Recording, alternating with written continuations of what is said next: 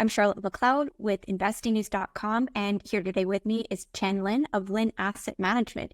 He is also a newsletter writer and very excited to be speaking today. Nice to have you here. Thank you, Charlotte. Glad to be here. It is our first time talking, and as I said, I'm really excited to get into it. And our main topic of conversation today is going to be silver.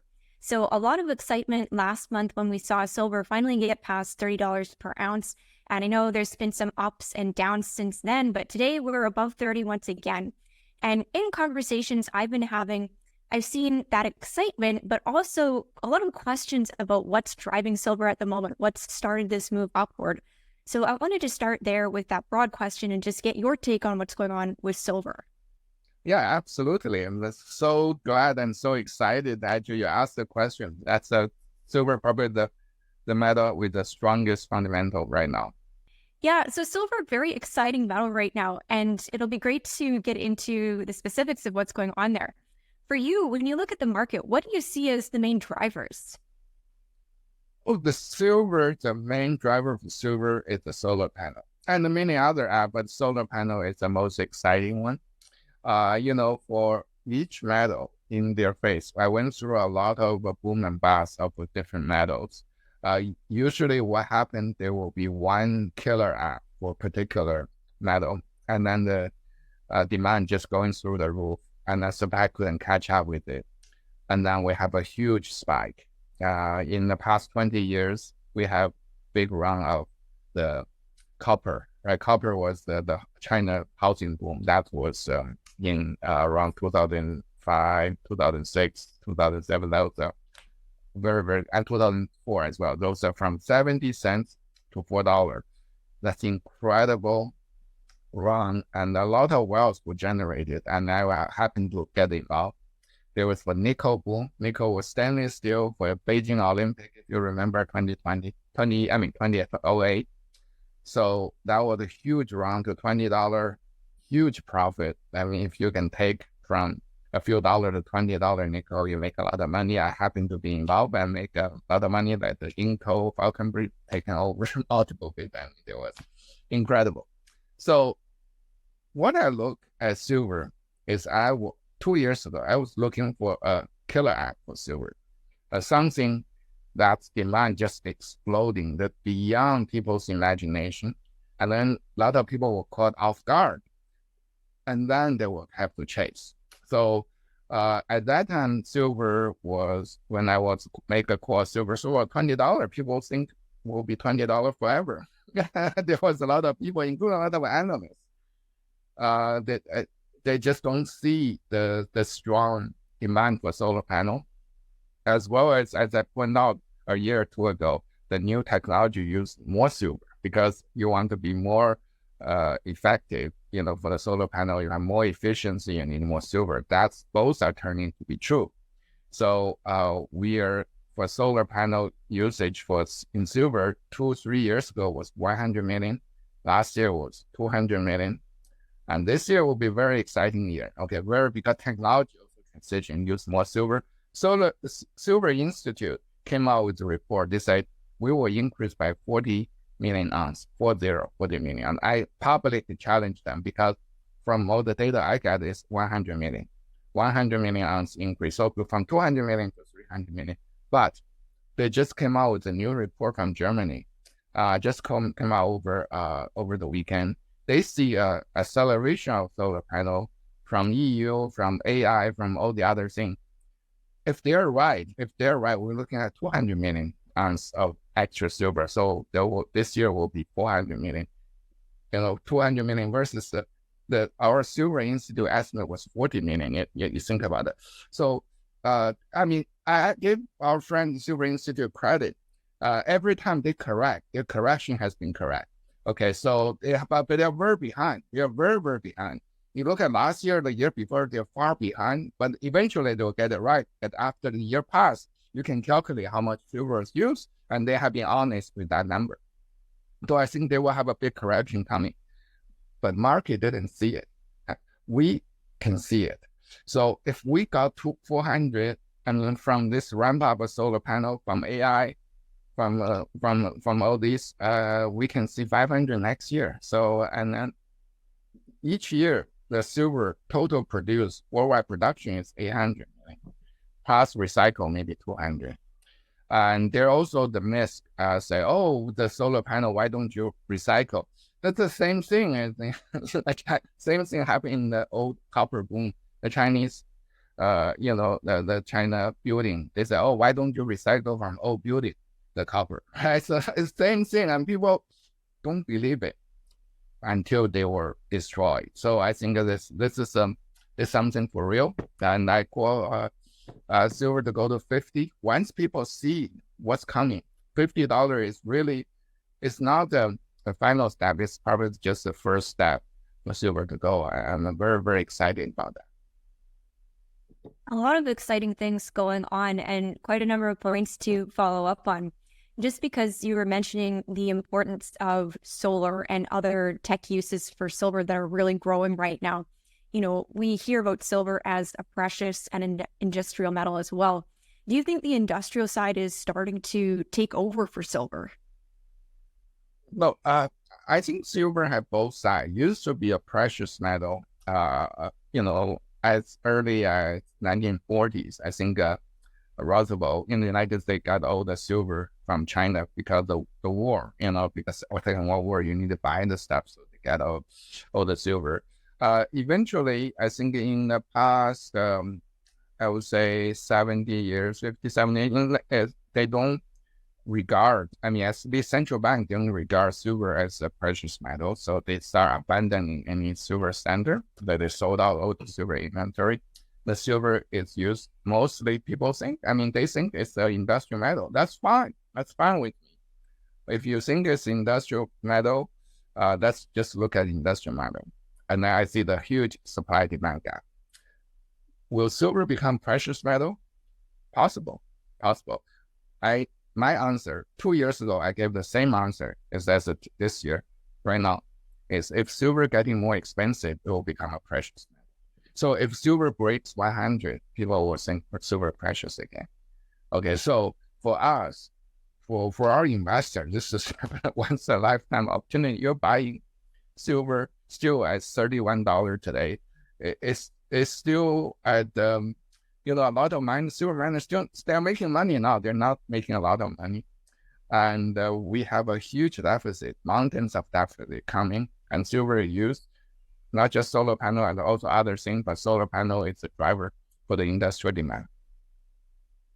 All right. And on the precious metal side for silver, I've seen you speaking about this on other channels and other people beginning to talk about it as well. The demand for retail investors in China for silver. So I wanted to ask you about that because clearly it's being seen as a precious metal over there. What's driving that interest at the moment? Well, yeah, it's partially because of the culture thing. In Chinese culture, silver used as money for thousands of years. Right? If you Chinese, you go to the bank means the silver trading people. Silver actually in the name of the bank in China. Do you have silver? So there's a little bit culture things for silver. And also another thing is historically, gold and silver, China is, at least in China, also in Western, the gold silver fixed at 10 to 1. Okay, so I think Western is maybe 10 to 15 to 1. France and England has different ratio, but it's around 10, 15 to 1. Right now, you're looking at 60 to 1. So a lot of people think silver is cheap, right? And there were a lot of buying of gold, and the gold buying actually started last year. There were strong gold buying, partially due to the China's housing market tanking. And China's cutting interest rate, right? So it's negative return. It's just like us in 2008, 2009, similar to Canada. US used to be like that. I remember it used to be the year of cash flow clunker. You have an old car, if you can push the four door together, you push to the dealer, they give you $5,000, right? Remember that? Don't know in Canada, but in US, we have that. Any car that you can really push the dealer, you get $5,000 just to so you can get a new car. The same thing is happening right now in China. So China is really, really similar. If you want to look at the situation, very similar to what we have 2008, 2009. You have negative interest rate, you have stimulus, housing market is going down, and people are worried. Right? So it's perfect time for buying gold. And then they look at the gold and silver ratio, say, oh, silver is so cheap. So there has been persistent buying of silver. And silver is trading at over 10% premium to US and London. There is a misconception. I mean, people are thinking, oh, China has a large value-added tax on silver. So the final price is added the VAR. VAR is 13%, but value-added tax is not sales tax. Okay, people just say, oh, this China should be 13% more expensive, and that's not true because some business pay no VAR. It's not paid by the consumer. I buy silver, that's the price. I pay more than 10% premium, right? That's what I pay in China. You want to pay silver, that's the price you pay. More than 10% more expensive than US, Canada, or London. But it is the producer, silver producer, to pay the VAR. So it's a hidden tax. It's not sales tax, absolutely not sales tax. It's not 13% across the board. Some business pay zero, some business pay 13%. So I think there's one article by the well-known, I think I don't want to mention, but I think they're misguided because they were talking to Silver Corp. Silver Corp actually mine silver in China. So you mine from ground zero. So it generates from zero value to silver value. So it is 13%, but maybe just one company pays 13%, the rest not.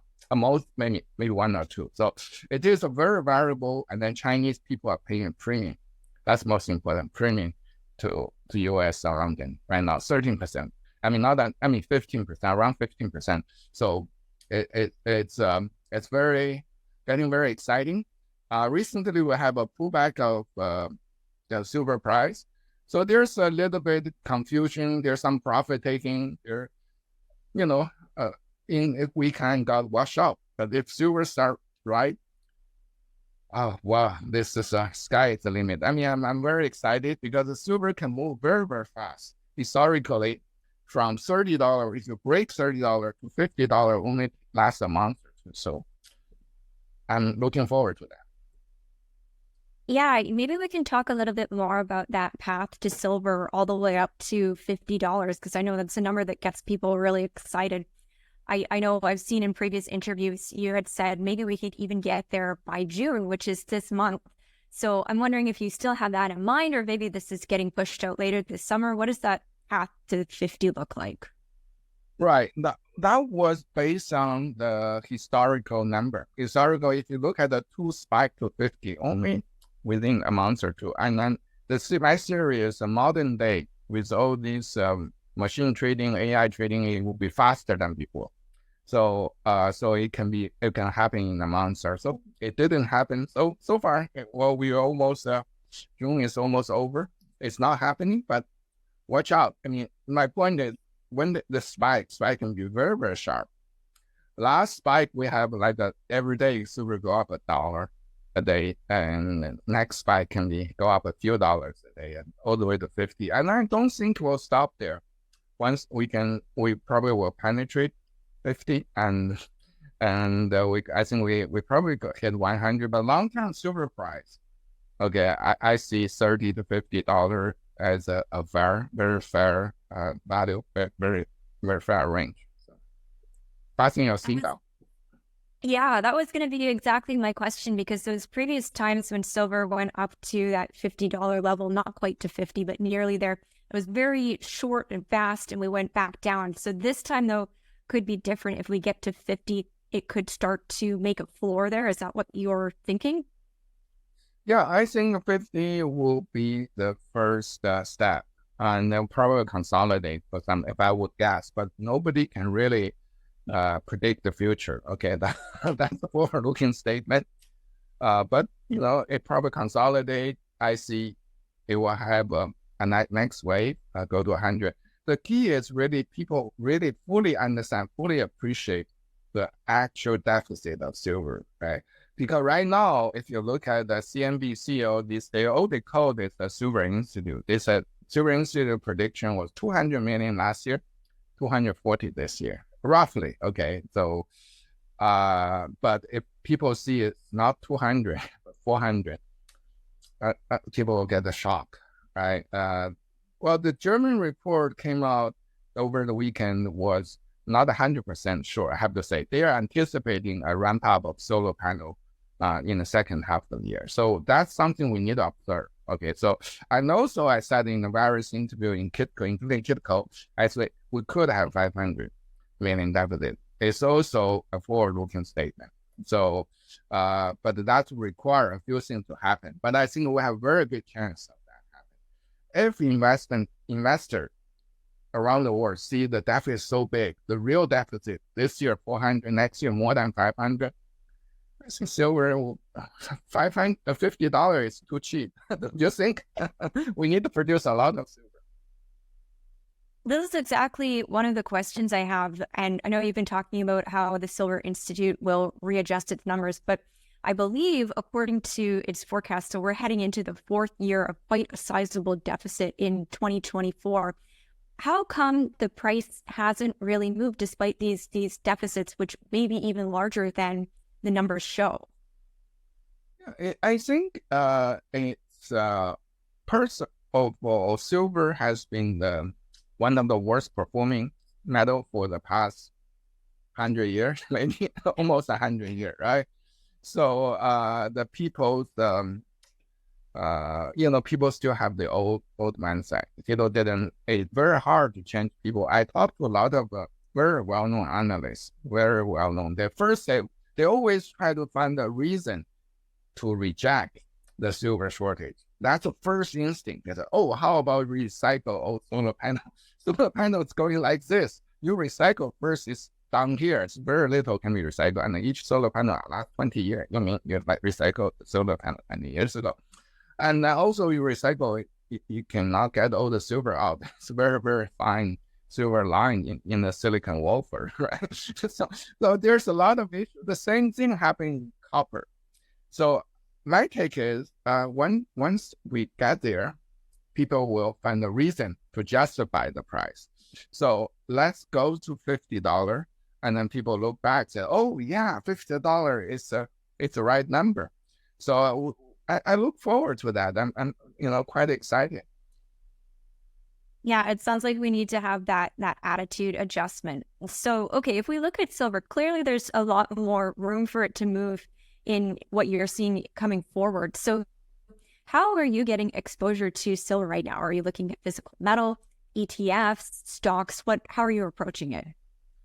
That's a good question. I was I have heavily exposed in the future market, but not everybody should be in the future market, because future highly leveraged. You can bankrupt people. You will commit suicide trading silver. But I kind of know what I'm doing, so I have a large future position, and I'm up big this year because you think about I bought silver well documented in my newsletter when they just gold broke out, and then I bought silver. That's what 23 now 31. You see it, and then it's leverage. 50% in your leverage, probably 1,000% profit. Right? So it's very, very big profit. I'm still holding. I'm holding for 50. So I also invest a lot of silver miners. Miners are actually cheap. I just sent out a note to my subscribers. I think relatively right now, silver miners are cheaper than the silver price, implied silver price. And silver miner gonna have a huge Q2. Gold miner too. So silver in particular, because the price, you look at $20 silver, maybe a little bit over 20 in Q1. And then you look at the Q2, average could be 30. Because a lot of those, if you look at a lot of silver miners, they're all sustainable about $20, maybe 15. So if they are not making money at $20, $30, suddenly huge profit, right? So, and then it's still going higher. So I think, you may be a little bit patient, but I think when usually August the time they report Q2, I expect a lot of companies make a lot of money, and I expect the miner to run before and in anticipation of the result. I'm talking about the silver producers. Okay, really not a lot of producers out there, especially small mid cap. They're very, very few because mostly bankrupt or they don't do silver anymore. Remember silver wheaten used to be silver wheaten, now they changed the name to wheaten. Because silver was such bad investment for so long. All the companies they quit silver. So they did not a lot of pure silver play out there. And then those companies will benefit most when silver really takes off. That's exactly what I was going to ask you, because there are so few pure play silver companies. So that's what you're looking at among the producers, just for those ones that are actually focused on silver. And are you looking at explorers as well, or are you sticking at the top end? Very good question. So far I observed this year, exploration company move, but not much. Mostly really is producer. And it's like a typical cycle, okay, but there's a lack of the exploration company. There seems to be lacking interest of people. People do not like to take risks so far, but I think they can change. It can change like this, but right now it is a situation. So so far those mining company appreciate the most are the producer for me. So and then the well-run producers are doing the best, and the exploration company has been lagging. I use the opportunity to try to accumulate a little bit more, but they are not appreciation. And I talking to the fund manager, they have no info. A lot of fund manager have no info. Actually, they will have outflow. Can you believe it? We are getting, this is a great bull market, and then some funds have even seen outflow because they were down in so many years. They finally have a rebound. Investors, let's take money out. It's terrible market. I will have to say the market is terrible. And so if you want the immediate appreciation with the silver price, you stay with the ETF. There's ETF, silver miner ETF. They also the silver miner themselves. That's a component of those silver ETF. And you can use that because they move at different speed. Maybe you can trade around. Those are actually get the biggest exposure right now, appreciation. But this will change. I believe it will change. But that's right now the market is. Okay, that's really helpful to get your perspective on that. I have a question. So we've been talking about silver, focusing on silver. I have a question a little bit more on the gold side. So if we get that $50 silver price that you're expecting, what happens to the gold price at that point? Where would you see it? Gold price? Gold price is on its own. I think, as I said, gold silver ratio historically is in the teens. Right? So gold, I think gold will appreciate. Okay, but I think silver can move independent of gold. I think that there were strong correlations for the past decades. This may break because the supply demand gap that can really push silver price very, very high. But gold will do well. Gold has been breaking out, and United States, we're going to have our first presidential debate next week. If you believe it or not, it's the election year. I expect Trump to be very gold friendly because his last President Trump, the gold went up a lot. I think he's the next. If he got elected next president, the next president, the gold will appreciate a lot more because he's more on protectionism, which actually increase inflation, right? So yeah, and a huge deficit spending, same as Biden. I mean, everybody is spending as if there's no tomorrow, and we shouldn't be spending that much. Our debt interest is going through the roof, and petrodollar, Saudi just canceled the petrodollar contract. If you noticed last weekend, right, 50-year contract, it was canceled. So U.S. dollar is really getting weaker. I mean, getting less and less important to the world economy, unfortunately. So yeah, gold is a new dollar. Gold is a new king. So I love gold. I mean, I own a lot of gold. I'm more gold and more own on the miner side, gold miners, because at this price, in Q2, gold miner going to make a historical margin. It's even higher than 2012. 2012 was the highest margin year on record for gold miner. If 2011, it's in 2011, 2012. So this quarter, they will have more margin than last one. So yeah, I think gold miner, Wall Street love profit. Gold miner has been down for so long. I think this is a year for gold and silver. So I'm more on the gold and more on the miner side, not on the ETF or future. Actually, I don't own much because I feel it's hard. It doesn't have the leverage. I have a buying power. I rather copper. I'm into silver and copper. I have silver most and copper. Also have some platinum. I think that they have more upside. So. Okay, right. So for the gold miners, I know that people have been looking at their performance and seeing inflation weigh on the miners for a little while. But you think this is going to be the quarter where finally we see those margins looking better? Inflation is a little bit in the past and the price is going up.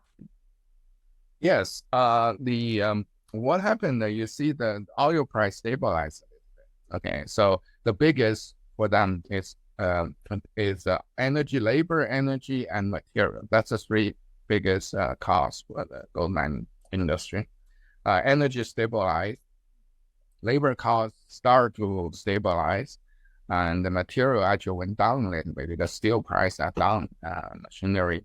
So yeah, I think they should have a good quarter finally, and look forward. It's something, what do they say? The things that disappoint the most actually have the most bounce. So gold miner has been disappointing for decades. They could finally have a good year, and we'll see. So, and also same thing for silver. Silver has been extremely disappointing metal. Silver miners also. Silver miners, I feel like the valuation is very arbitrary. Okay, very, very arbitrary. Some can be quite high, some can be quite low. It's really because the market is so small, really determined by a small fund, a few particular relatively large fund, a large shareholder. I think this is about to change. Silver mining company will be based on their performance, their profit, their cash flow, and I look forward to that. That would be certainly great to see. And one more question on gold for you. So I've been hearing for a long time that central bank buying is really important for supporting the gold price, especially China. And recently, I think there was some concern in the gold market because we learned that China didn't add to its gold reserves in May. So yep. I wanted to get your take on that and see, should we be worried about this? Is this just a pause? What's going on there? Yeah, I worry about that too.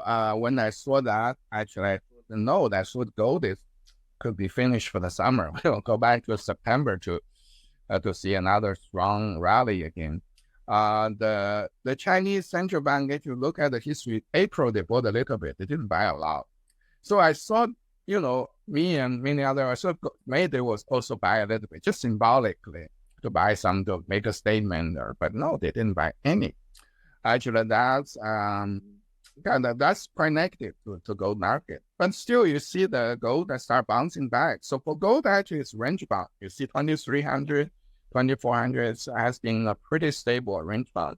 But I think if gold really drop below 2,300, Chinese bank central bank may start buying again because they like to buy bargain. Central bank like to buy. And then there's so many central banks are looking to buy. For example, Korea central bank just say they're going to buy gold. I mean, first time. So a lot of banks, not just China, are looking to. And then recently, there's a very interesting development in Vietnam. Vietnamese are buying gold like crazy. So Vietnam central bank, from time to time, to try to auction gold to cool down their domestic premium of gold. Actually, they canceled the auction because it's just not enough gold to auction. There, you see how strong it is. Vietnam has something also very unique. Their housing bubble is start popping. Even their trade is doing well. They sign a lot of goods to the United States. Their currency still is weak, and people are worried. People they wonder. It's not like people rushing to gold.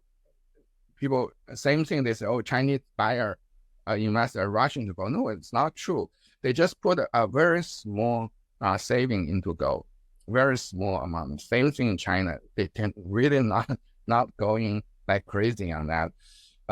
Part of because Asian country like China, Vietnam, Korea, and Japan, they all have very, very high saving rate very high. And traditionally the saving are put in a bank or in the housing market. In some area they feel safe. Now the housing market they don't feel safe. The bank is negative interest rate. You have to imagine for their perspective, from investor perspective, from China to Vietnam to many places else, they say, okay, maybe I'll put a little bit in the gold. Oh, it go up. Okay, I put a little bit more. So it's like still people are still getting their feet wet on gold. So when really gold run, that will be incredible. Yeah, the gold. I mean, I was talking to people, if the people put a few percent of their saving into gold, gold will go up 1,000. If they go put 1% in silver, silver go over 100. Seriously, I mean, so that's the amount of buying power they have. Okay, there's just not a lot of gold and silver out there. They can move. Even gold, such a big market, they can move it because the saving part of it because the central bank has been printing money. They print a lot. The Chinese central bank print a lot of money. They historically they have a lot of trade surpluses. They still have a huge surplus. So huge surplus, they get exchange, right? People exchange, they got the Chinese currency put in China. They don't allow you to freely exchange to US dollars. So all this money surplus, it become mountains of money sitting in the central bank, sitting in Chinese bank or Vietnamese bank or some other bank. And if something happened, investors rush to gold and silver. They'll have a huge run. So that's another factor to watch.